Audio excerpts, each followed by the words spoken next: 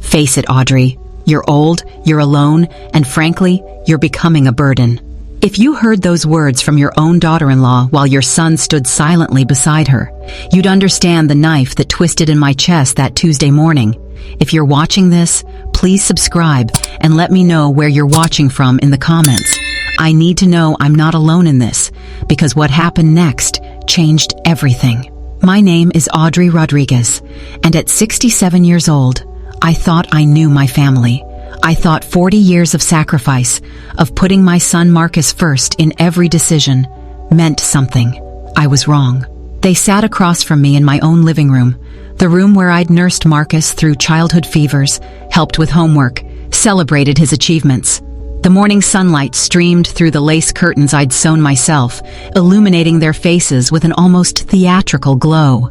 Jessica perched on the edge of my sofa like a predator ready to pounce, her manicured nails drumming against her designer purse. Marcus slouched beside her, unable to meet my eyes.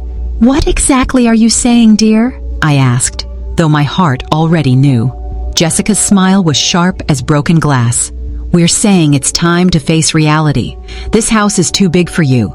You can't maintain it properly anymore. The smart thing, the responsible thing, would be to sell it and move into one of those nice assisted living communities." My hands trembled slightly as I set down my coffee cup. "And where would the money from my house go?" "To us, of course," she said, as if it were the most natural thing in the world. "Marcus and I could really use it right now. We have plans, dreams. We're still young enough to make something of ourselves." I looked at my son, my only child, the boy I'd raised alone after his father died when Marcus was just 12. "And what do you think about this, Marcus?" He finally looked up, but his eyes held no warmth, no recognition of everything I'd given him. "Mom, Jessica's right. You're not getting any younger, and this house is becoming too much for you. If you don't do this willingly, we'll have to explore other options." The threat hung in the air like smoke from a house fire. Other options. I knew what that meant. Conservatorship, declaring me incompetent, taking control of my finances by force. "I see." My voice sounded steadier than I felt. "And you've already looked into this?" Jessica's eyes gleamed with triumph. "We've contacted several assisted living facilities. Spring Meadows has a lovely studio apartment available. It's perfect for someone your age. Meals provided, activities, medical care right there. You wouldn't have to worry about anything." The way she said it made it sound like a prison sentence, delivered with a bow on top. I realized then that this wasn't a conversation, it was an ambush. They'd planned this meticulously, down to the specific facility and the threat of legal action. "How long have you been planning this?" I asked quietly.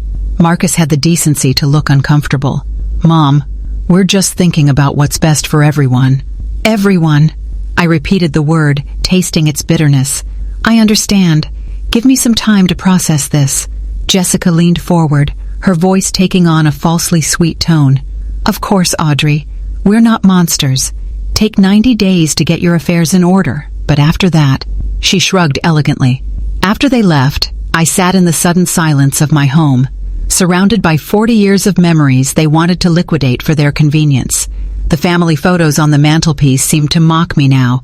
All those Christmas mornings, birthdays, graduations where I'd believed love was unconditional. But as the shock began to wear off, something else emerged. Something cold and calculating that I'd kept buried for decades while playing the role of the devoted mother and grieving widow. They wanted to play games with my life. They wanted to treat me like a doddering old fool who'd just roll over and hand them everything I'd worked for. How very unfortunate for them that they'd completely underestimated who they were dealing with. I picked up my phone and began making the first of many calls that would change all our lives forever. 90 days, I thought. They have no idea how much damage a clever woman can do in 90 days. The next morning, I made Marcus his favorite blueberry pancakes when he came by to check on me. As I flipped each pancake with practiced precision, I let my mind wander to the beginning, to all those years when I truly believed that motherhood meant endless sacrifice. When Marcus was born, I was 27, married to my college sweetheart, Roberto. We had plans. I was going to finish my business degree, Roberto would build his accounting firm, and we'd create something beautiful together. Then Roberto died in a car accident when Marcus was 12, and suddenly I was a widow with a grieving son and no clear path forward. What Marcus never knew, what no one knew, was that I didn't just survive those next 40 years. I thrived. "These are perfect, Mom," Marcus said, cutting into his pancakes. "Just like when I was a kid." I smiled, playing my part. "I'm so glad you like them, sweetheart. You know how much I love taking care of you." If you're watching this and you've ever subscribed to the idea that you have to diminish yourself to make others comfortable, I need you to understand something that took me decades to learn. Your intelligence is not a threat to be hidden. Your capabilities are not burdens to be apologized for. While Marcus ate, I mentally reviewed what they didn't know about me. After Roberto died, I took his life insurance money, $500,000, and instead of just putting it in a savings account like the grieving widow was expected to do, I educated myself. I read every investment book I could find. I took online courses in financial planning. I studied market trends like a graduate student preparing for comprehensive exams. I built a portfolio worth $2.3 million, while they thought I was just baking cookies. I thought to myself, watching Marcus scroll through his phone instead of talking to me. The irony was delicious. Every time I served them dinner, every time I played the doting mother and grandmother-in-waiting, they saw exactly what they expected to see. A simple woman whose only value lay in her ability to nurture and eventually to die at the convenient time, leaving behind a tidy inheritance. They had no idea about the rental properties I owned in 3 different states. They didn't know about my diversified investment portfolio, my bonds, my carefully planned retirement accounts.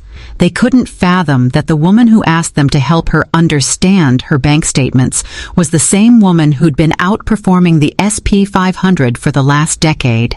Jessica arrived as Marcus was finishing breakfast, sweeping into my kitchen like she owned it, which I supposed she thought she soon would. "Good morning, Audrey," she said, her voice dripping with false sweetness. "Once we get that house money, we can finally live the life we deserve." I poured her coffee, noting how she immediately began looking around my kitchen like she was inventorying assets. "Tell me about these plans of yours, dear." Her eyes lit up. "Well, Marcus and I have been talking about starting a business. Something in hospitality, maybe a bed and breakfast. Of course, we'd need significant capital to get started." "Of course," I murmured, refilling Marcus's coffee cup. "And you think the money from my house would be enough?" Marcus finally looked up from his phone. "Mom's always been so naive about money. It's better if we handle everything." Naive. The word hit me like a slap, but I kept my expression neutral.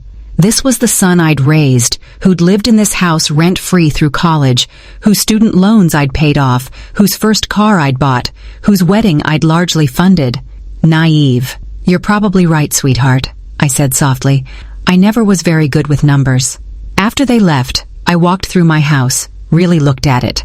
The hardwood floors I'd refinished myself, the garden I'd cultivated for 20 years, the built-in bookshelves where I'd hidden my real financial education between cookbooks and romance novels, the home office in the basement where I conducted my actual business, disguised as a craft room. I noticed, with the eye of someone now paying attention, that my antique jewelry box had been moved. The small crystal vase from my dining room was gone. Jessica had been helping herself to little souvenirs, testing my awareness, my memory, building a case, perhaps, for my declining mental state. That afternoon, I called my banker, Robert Steinberg, who'd known me for 15 years. "Mrs. Rodriguez," he said warmly, "always a pleasure. How can I help you today?" "Robert, I need to discuss some asset protection strategies. Hypothetically speaking, if someone were trying to gain control of my finances improperly, what safeguards could I put in place?" There was a pause. "Has something happened, Audrey?" "Let's just say I'm being proactive. Very proactive." That evening, I sat in my real office, the one they'd never seen, and began documenting everything. Every conversation, every veiled threat, every small theft. I photographed my valuables, created detailed inventories, and began building the paper trail that would protect everything I'd worked for. They wanted to play a game where they held all the cards? How unfortunate for them that they didn't even know what game we were playing. The next 90 days were going to be very educational for all of us. Margaret Chen arrived at my house exactly on time, carrying a leather portfolio and wearing the kind of understated confidence that made me instantly trust her.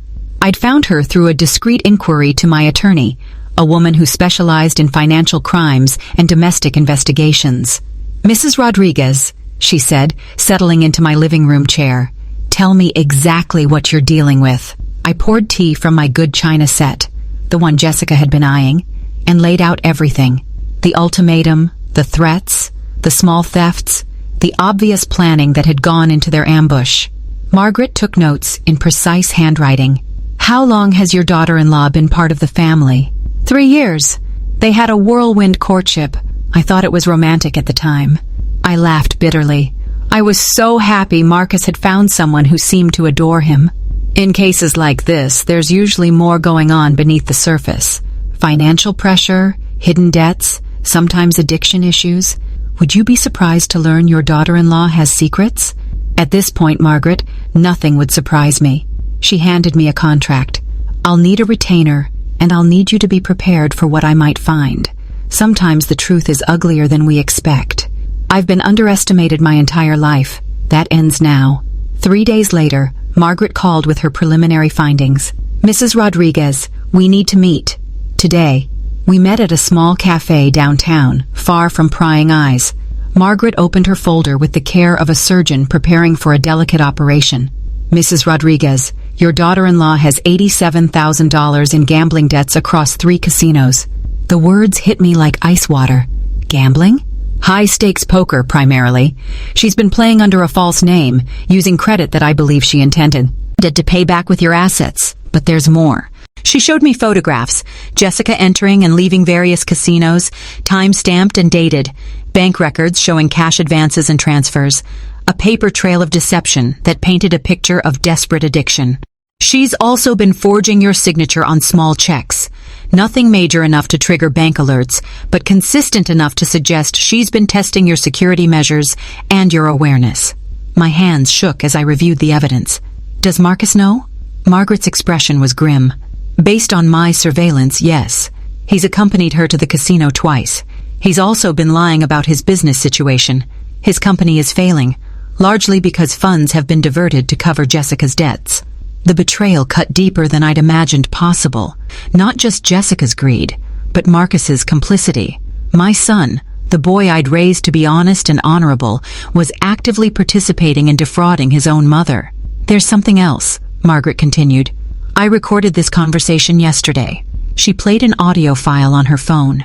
Jessica's voice came through clearly. "The old bat will never know what hit her. We'll have her committed if she resists. Marcus is worried she might fight us, but I've been documenting her confusion for months. A few more incidents, and we'll have enough evidence to get conservatorship." I closed my eyes, feeling the last vestiges of maternal illusion crumble away. They weren't just planning to take my money. They were planning to destroy my autonomy, my dignity, my very identity as a competent adult. "Mrs. Rodriguez?" Margaret's voice was gentle. "Are you all right?" I opened my eyes, and Margaret must have seen something there that made her lean back slightly.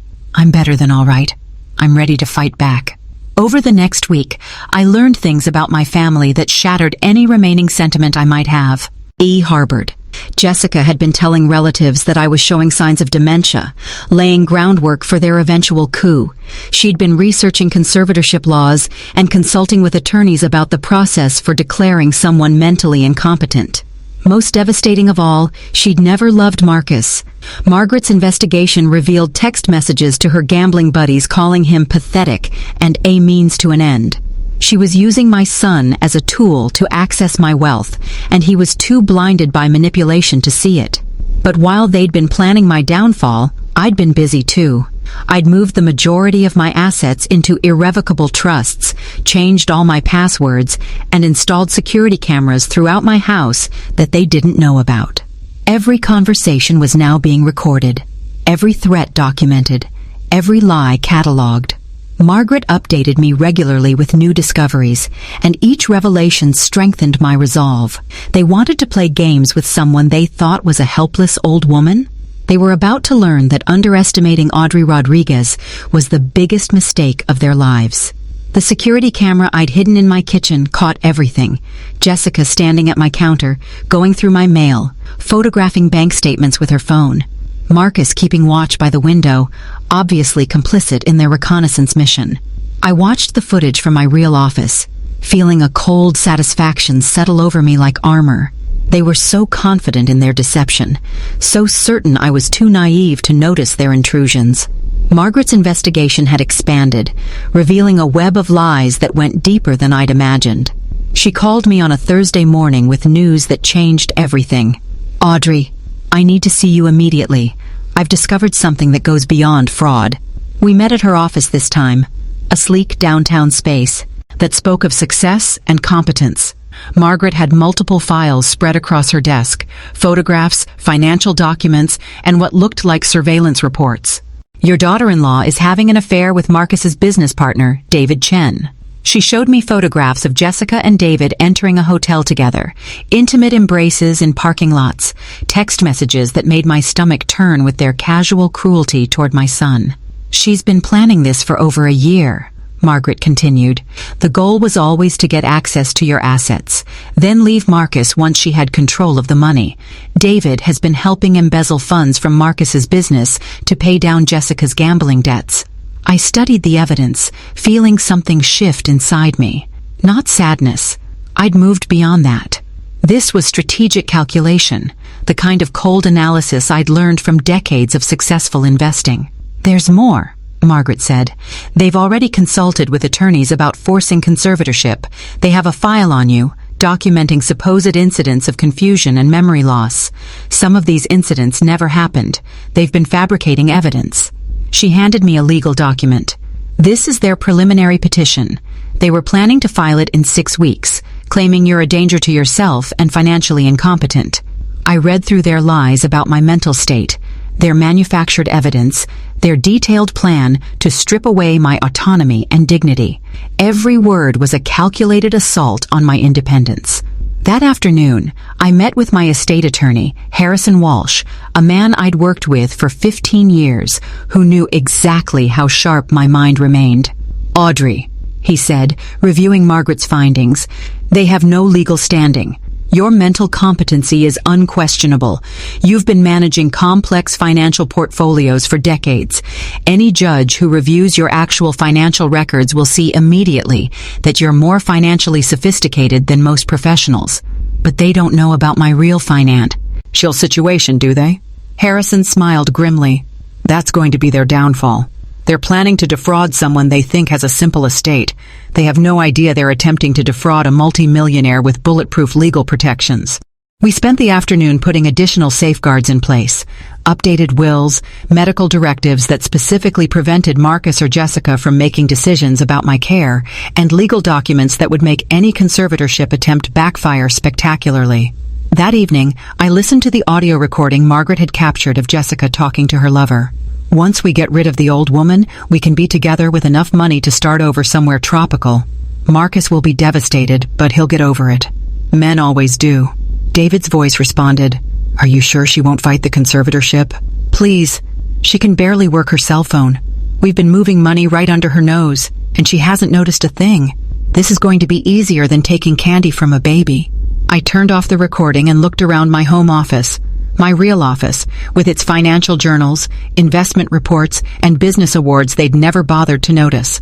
The walls were lined with photographs of me receiving recognition for my volunteer work with financial literacy programs, my completion of advanced investment certification courses, my successful real estate ventures. "They want to play games with a woman who built an empire in secret?" I said to myself. Game on. Over the next few days, I began psychological manipulation that would have impressed a chess grandmaster. I started leaving financial documents in obvious places, but only the ones that showed minimal assets. I began acting slightly more confused in their presence, asking them to help me understand simple banking concepts. I watched Jessica as excitement grow as she thought I was declining faster than expected. I observed Marcus's discomfort with their deception, his growing unease as Jessica pushed for more aggressive timelines. The trap was set. The evidence was overwhelming. My assets were protected, my competency documented, and their criminal activity recorded in excruciating detail. They thought they were hunting a helpless old woman. They had no idea they'd walked into the domain of a predator far more dangerous than they could imagine. The next phase would be the most delicate, making them reveal the full extent of their intentions, while I documented every step of their planned destruction of my life. After 67 years of being underestimated, I was finally ready to show them exactly who they'd been dealing with all along. If you're watching this and wondering where you're from, please let me know in the comments. I need to know there are others out there who understand what it's like to be dismissed by your own family. What happened next required every ounce of strategic thinking I developed over decades of financial planning. I began my performance on a Monday morning when Jessica came by to check on me. I met her at the door wearing the same dress I'd worn the day before, my hair slightly disheveled, holding a coffee cup with yesterday's lipstick stain still visible on the rim. "Oh, Jessica dear," I said, blinking in apparent confusion. "I wasn't expecting you, was I?" Her eyes lit up like a predator scenting blood. "Audrey, we talked yesterday about me coming by today to help you organize your papers. Did we?" I touched my temple with trembling fingers. "I'm so confused about everything lately. The dates, the numbers. Maybe you should handle everything, dear." She practically purred with satisfaction. "Of course, Audrey. That's what family is for." I led her to my kitchen table, where I'd carefully staged a collection of financial documents, the decoy accounts, the ones that showed minimal assets and simple transactions. I watched her photograph everything with her phone, thinking she was documenting my entire financial picture. "I'm so worried," I said, playing my part perfectly. "Sometimes I can't remember if I've paid bills or not. Yesterday I couldn't figure out how to use the ATM." Jessica's voice took on that false, syrupy sweetness she used when she thought she was winning. "Oh, honey, that's exactly why Marcus and I think it would be better if we handled your finances. You don't need to worry about these complicated things anymore." Over the next 2 weeks, I escalated my performance. I called Marcus 3 times in one day, asking the same question. I left my car keys in the refrigerator where Jessica would find them. I pretended to forget her name during one visit, calling her Jennifer with apparent confusion. Each incident was carefully calculated and secretly recorded. I was building a case, not for my incompetence, but for their fraud. Every lie they told, every piece of fabricated evidence they created, every conversation where they planned my mental destruction was captured in high definition. "She's losing it faster than we thought," Jessica told Marcus during one recorded conversation in my living room. "We need to move now before she gives it all away to some scam artist or charity." Marcus, my own son, nodded eagerly. "Maybe we should just file for emergency conservatorship tomorrow. I've been telling people she has Alzheimer's. No one will be surprised." "The timing is perfect," Jessica agreed. "I've already picked out the BMW I want once we get access to her accounts. David says we should be able to liquidate everything within 60 days of getting conservatorship." I listened to these conversations from my hidden office, feeling any remaining emotional attachment to my son evaporate completely. He wasn't just complicit, he was enthusiastic about destroying my life for money he thought I didn't even have. Meanwhile, my real business continued. I was quietly moving assets between accounts, strengthening my legal protections, and working with Margaret to document every aspect of their fraud. My actual financial portfolio had grown to over $3.2 million through careful management and strategic investments they couldn't even comprehend. 2 days before their 90-day deadline, I made my final moves. I transferred the last of my accessible assets into irrevocable trusts, changed all my bank passwords and security questions, and moved my truly valuable possessions to a secure storage facility. The house they thought was my only asset? I'd taken out a reverse mortgage years ago and invested the funds. What they were planning to steal was largely equity in a property that was already leveraged for my benefit. Jessica arrived that Friday morning with paperwork and Marcus in tow, clearly expecting to finalize their takeover of my finances. "Audrey," she said with false concern, "Marcus and I have been so worried about you. We think it's time to sign these papers so we can take care of everything for you." I looked at the conservatorship documents she'd prepared, the power of attorney forms, the legal papers that would have stripped away my autonomy if I'd actually been the confused old woman they thought I was. "I'm ready," I said softly. "Let me just call the notary to come over this afternoon." But the call I made wasn't to a notary. It was to Margaret, my attorney Harrison, and Detective Williams from the Financial Crimes Unit. As I hung up the phone, I caught Jessica exchanging triumphant glances with Marcus. They thought they'd won. They thought their carefully orchestrated fraud had succeeded. The irony was exquisite. While they'd been planning my destruction, documenting my supposed incompetence, and celebrating their future wealth, I'd been orchestrating the complete annihilation of their lives. In 3 hours, they would discover that the confused old woman they'd been manipulating was actually one of the sharpest financial minds they'd ever encountered. And she was about to destroy them with the same precision she'd used to build her secret empire. At exactly 2 p.m., my doorbell rang. Jessica practically bounced to answer it, expecting to see the notary who would help finalize their financial coup. Instead, she found Detective Williams, my attorney Harrison Walsh, private investigator Margaret Chen, and 2 uniformed officers. The expression on her face was worth every moment of the performance I'd been delivering for weeks. "What's going on?" Marcus asked, rising from his chair with growing alarm. I stood up slowly, dropping the confused elderly woman act like a discarded costume. My voice was steady, clear, and cold as winter steel. "What's going on, Marcus? Is that you and your wife are under arrest for attempted elder fraud, forgery, theft, and conspiracy to commit financial crimes against a vulnerable adult." Jessica's face went white. "You can't do this. We're family." Detective Williams stepped forward, badge displayed prominently. "Mrs. Jessica Rodriguez, you're under arrest. You have the right to remain silent." As he began the Miranda rights, I turned to Margaret, who was setting up a digital recorder on my coffee table. "Mrs. Rodriguez," Margaret said formally, "would you please state for the record your current mental condition and your awareness of the situation?" "I am Audrey Maria Rodriguez, 67 years old, and I am in complete control of my mental faculties. I have been aware of and documenting a systematic attempt by my son Marcus Rodriguez and his wife Jessica Rodriguez to defraud me, steal my assets, and have me falsely declared mentally incompetent." Marcus stared at me like he was seeing a stranger. What are you doing? We were trying to help you." I turned to face my son, really looked at him, and felt nothing but cold disappointment. "Did you really think a woman who built a $2.3 million portfolio in secret would be fooled by amateur grifters?" The number hit them like a physical blow. Jessica's eyes went wide with shock and rage. "That's impossible," she gasped. "We've seen your bank statements." Harrison smiled grimly.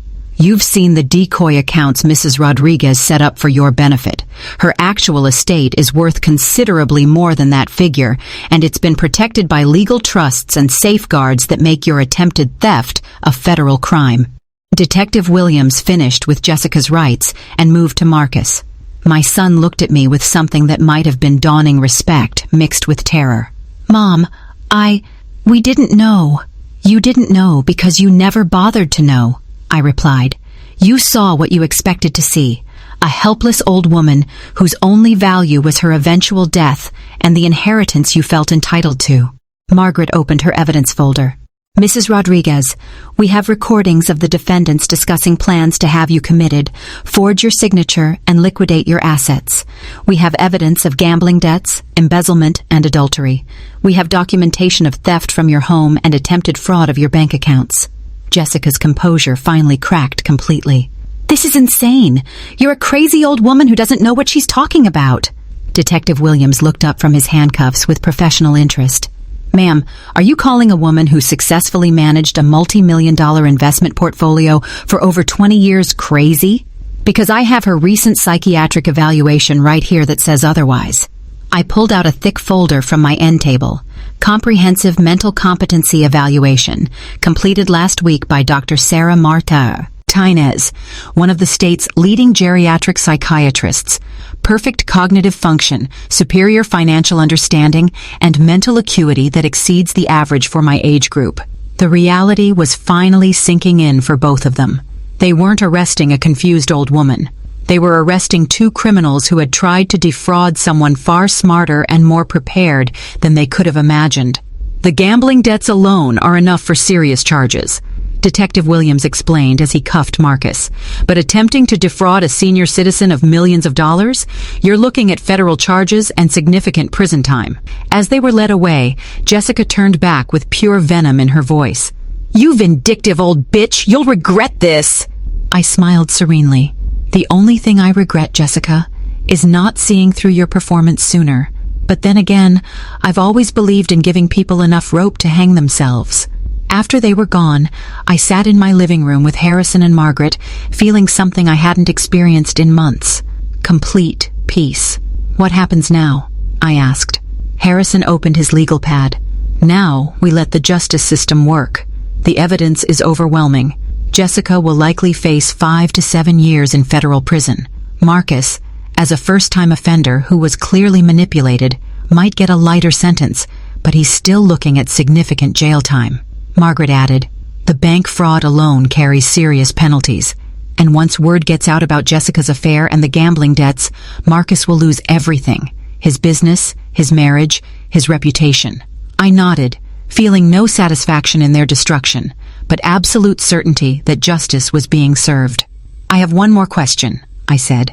How long did you know I wasn't actually confused? Margaret laughed. About 5 minutes into our first meeting. Why? We're too strategically minded, too detail-oriented. The confused act was brilliant, but it was definitely an act. As they packed up their materials, I looked around my home, my real home, the one I'd protected and would continue to live in for as long as I chose. They'd tried to steal my life, my dignity, and my autonomy. Instead, they'd lost everything, while I emerged stronger and more empowered than ever. The game was over, and the right person had won. 6 months later, I sat in courtroom 4B of the federal building, watching my son and his wife learn the consequences of their greed. The mahogany-paneled room felt like a temple of justice, and I was finally getting the closure I needed. Judge Patricia Morrison reviewed the case files with the thoroughness that had made her reputation. Behind the defense table, Marcus looked like a man who'd aged 5 years and 6 months. His business had collapsed, his reputation was ruined, and his marriage was ending in spectacular fashion. Jessica, on the other hand, looked exactly like what she was, a cornered criminal with no remaining options. The evidence in this case is overwhelming, Judge Morrison began. The defendants engaged in a systematic, premeditated scheme to defraud a vulnerable senior citizen of her life savings and independence. The fact that their intended victim was far more financially sophisticated than they realized doesn't diminish the severity of their crimes. The prosecutor, Assistant U.S. Attorney Rebecca Santos, had built an airtight case. Every recorded conversation, every forged signature, every piece of fabricated evidence was laid out with methodical precision. Your Honor, she said during her closing argument, this case represents the worst kind of elder abuse, exploitation by trusted family members who were willing to destroy their victims' mental health, dignity, and freedom for financial gain. Marcus's attorney tried valiantly to paint him as a victim of Jessica's manipulation, but the recordings told a different story. My son had been an enthusiastic participant in planning my destruction. When it came time for victim impact statements, I stood at the podium and looked directly at both defendants. Your Honor, I spent 40 years of my life sacrificing for my son. I put his needs first in every decision, supported him through college, helped launch his career, and loved him unconditionally. In return, he conspired with his wife to steal my assets, destroy my reputation, and have me institutionalized. Marcus was crying now, but I felt no sympathy. Those tears were for himself, not for the pain he'd caused me. The most devastating part wasn't the attempted theft, I continued. It was the realization that my own son saw me as nothing more than an obstacle to his inheritance. He was willing to have me declared mentally incompetent, to strip away my dignity and autonomy, all for money he never earned and didn't deserve. Judge Morrison nodded gravely. Mrs. Rodriguez, I want to commend your courage in fighting back against this fraud and your intelligence in protecting yourself. Your case has helped us identify weaknesses in elder protection laws that we're now working to address. When sentencing time came, the justice was swift and comprehensive. Jessica Rodriguez, Judge Morrison announced, you are hereby sentenced to 7 years in federal prison, followed by 3 years of supervised probation. You will also make full restitution for all stolen funds and attempted fraud damages." Jessica's scream of rage echoed through the courtroom. "This isn't fair. She tricked us. She's not the victim here." Even in defeat, she couldn't acknowledge her crimes or take responsibility for her actions. "Marcus Rodriguez," the judge continued, "while the court recognizes you were manipulated by your co-defendant, you are an adult who made conscious choices to defraud your own MO. There, you are sentenced to 3 years in federal prison, followed by 5 years of supervised probation." Marcus looked at me with desperate eyes. "Mom, I'm sorry. I see now how she manipulated me, but it's too late, isn't it?" I stood up slowly, feeling the weight of finality in this moment. "I raised you to be better than this, Marcus. The son I loved died the day you chose greed over family. I forgive you, but I will never forget what you were willing to do to me." After the sentencing, I walked out of the courthouse into brilliant sunshine. Margaret and Harrison flanked me, both satisfied with the outcome. "How do you feel?" Margaret asked. "Like I can finally breathe," I answered honestly. For months I carried the weight of their betrayal. Now it's over, and I can focus on living again. That evening, I made 2 phone calls. The first was to establish the Audrey Rodriguez Foundation for Elder Financial Protection, seeded with $1 million donation from my own portfolio. The second was to Spring Meadows Assisted Living, where I volunteered to teach financial literacy classes to residents who wanted to better understand their money management options. The irony was perfect.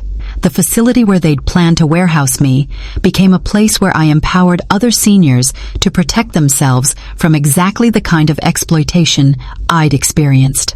3 months after the sentencing, Marcus called me from prison. I accepted the charges and listened to his voice, so different from the confident man who'd tried to steal my life. "Mom, I've had time to think about everything. Jessica, she's been writing me letters and they're full of anger and blame toward you.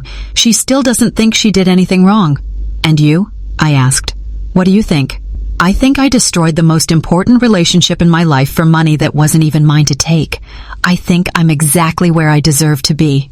It was the first honest thing he'd said to me in years. "Marcus," I said gently, "I will always love the boy I raised, but I had to protect myself from the man you became. If you want a relationship with me when you're released, you'll have to earn it through actions, not words." "I understand," he whispered. "I love you, Mom. I'm sorry it took losing everything to remember how to say that." After I hung up, I sat in my home office, my real office, and looked at the photographs on my desk, pictures of the scholarship recipients from my foundation, images from my recent trip to Italy, photos of my new volunteer work with financial literacy programs. At 68 years old, I was more fulfilled, more empowered, and more genuinely happy than I'd been in decades. They'd tried to take everything from me, but in the end, they'd only freed me to become who I was always meant to be. The phoenix had risen from the ashes of their betrayal, and she was magnificent. 1 year after the sentencing, I stood in the ballroom of the downtown Hilton, wearing a midnight blue dress that cost more than Jessica's monthly commissary account, accepting the Community Service Award from the Regional Council on Aging. "Ladies and gentlemen," announced Council President Helen Morrison, "this year's recipient has transformed personal tragedy into community triumph. Through her foundation, financial literacy programs, and advocacy work, she has prevented countless cases of elder fraud while empowering seniors to take control of their financial futures." The applause was warm and genuine, so different from the hollow praise I'd received for decades of thankless family service. These people respected my intelligence, valued my contributions, and saw me as the capable woman I'd always been. "I spent 67 years being underestimated," I said into the microphone, looking out at the audience of community leaders, nonprofit directors, and fellow seniors. "These golden years are mine to define."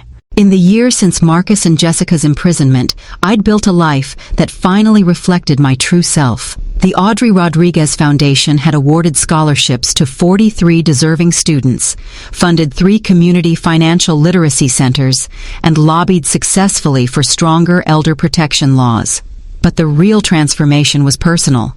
I'd sold my old house, too many toxic memories, and moved to a luxury condominium downtown with floor-to-ceiling windows and a view of the river. I traveled when I wanted, ate at the finest restaurants, and surrounded myself with people who appreciated my wit and wisdom. Most surprisingly, I'd found love again.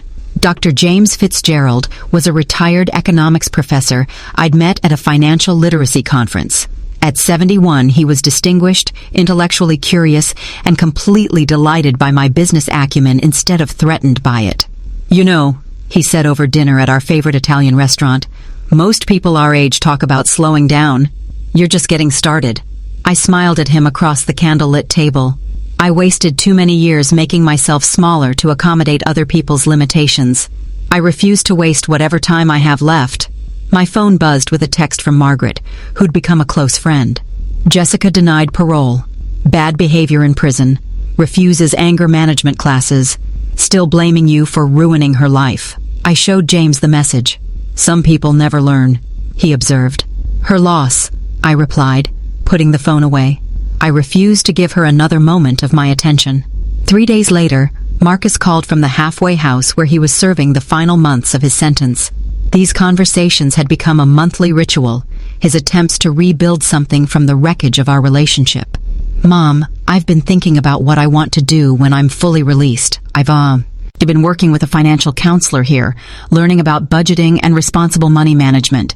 It's embarrassing how little I actually knew about the basics." "Go on," I encouraged.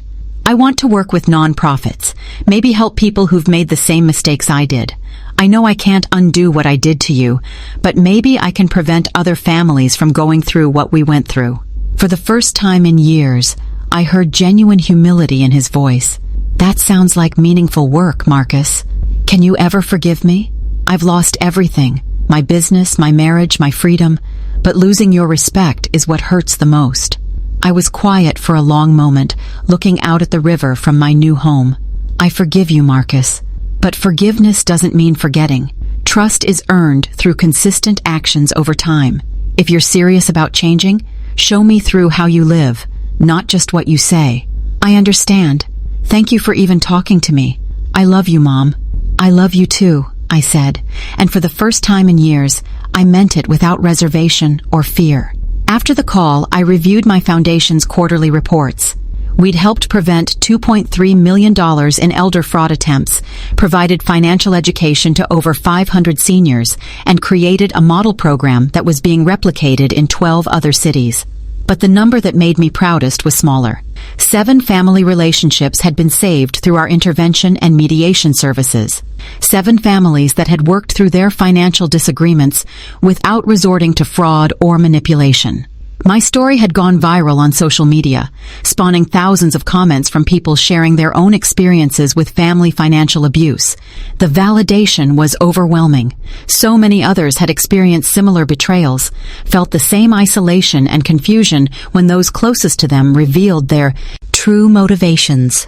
"You showed us we don't have to be victims," one woman wrote. "At 72, I finally stood up to my daughter who was stealing from me.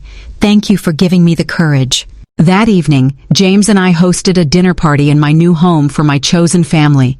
Margaret, Harrison, Dr. Martinez, and several other friends who'd supported me through my darkest period and celebrated my victories. "A toast," James said, raising his wine glass, "to Audrey Rodriguez, who proved that wisdom and intelligence only improve with age." "To second chapters," added Margaret. "To justice served," Harrison contributed. "To new beginnings," I said, looking around at these people who loved and respected me for exactly who I was. As our laughter filled my new home, I reflected on the journey that had brought me here. They'd tried to destroy me, steal my life, and reduce me to nothing more than a source of money. Instead, they'd freed me to become the woman I'd always been capable of being.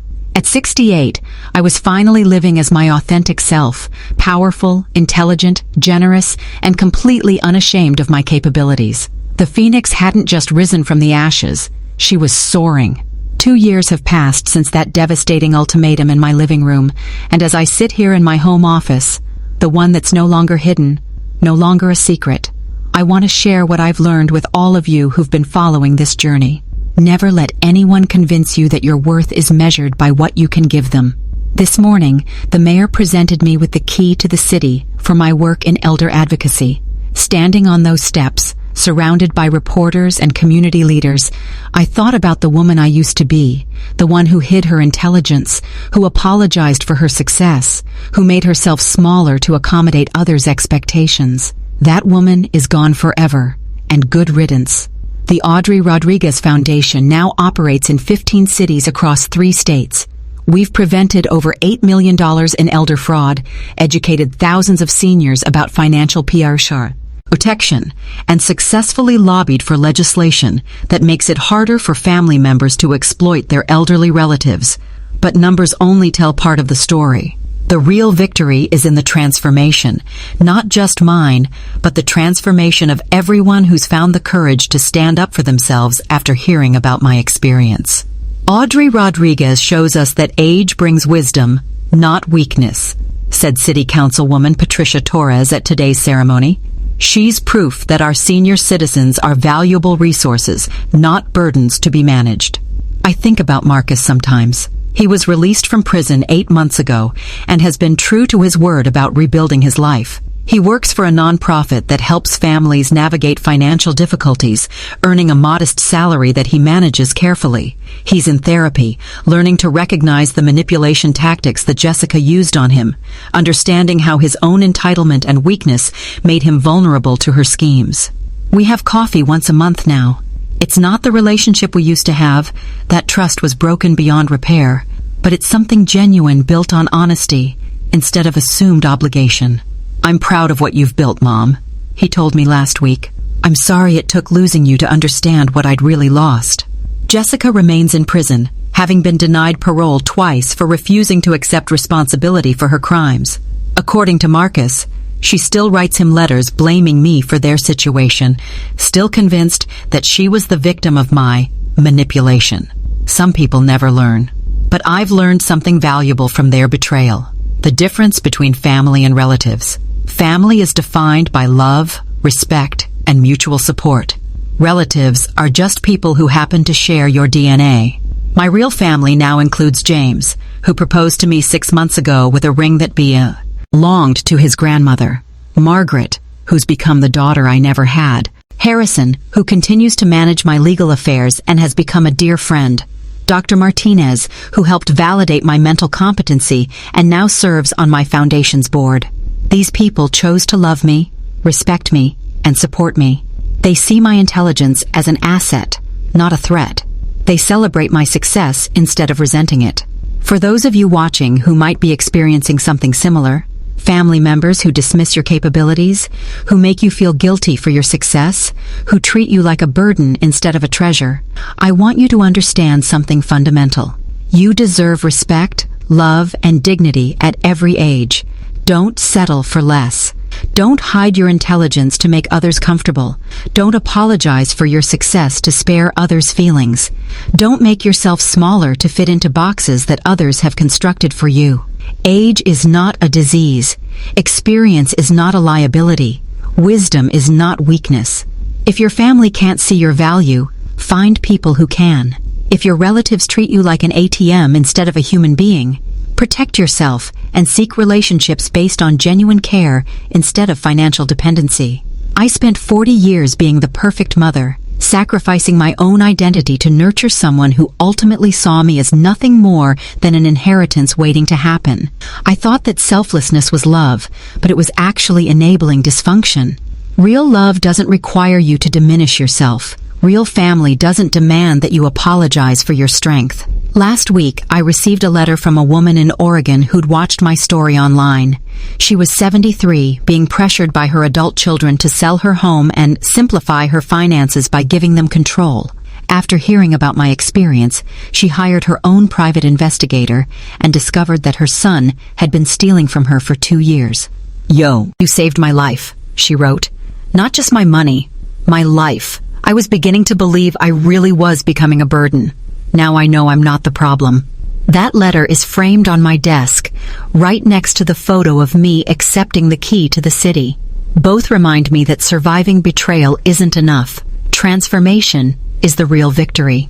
Today, at 69 years old, I'm more financially secure, emotionally healthy, and genuinely happy than I've ever been. I travel when I want, invest where I choose, and spend my time with people who appreciate the full complexity of who I am. They tried to destroy me, but they only freed me to become who I was always meant to be. To everyone who's been following this story, thank you for listening. Thank you for sharing your own experiences in the comments. Thank you for supporting each other and building a community of people who refuse to be underestimated. Don't forget to subscribe if this story resonated with you. Share your thoughts in the comments below. I read every single one, and your support means more than you know. Remember, you're stronger than you know, more valuable than they tell you, and more capable than they want you to believe. Your voice matters. Your story matters. You matter. And never, ever let anyone convince you otherwise. Thanks for listening to my story. The phoenix rises not in spite of the flames, but because of them. Whatever fire you're facing, remember that transformation is always possible, justice is worth fighting for, and your best years might just be ahead of you. Don't forget to subscribe, share this with someone who needs to hear it, and keep fighting for the respect you deserve. You've got this.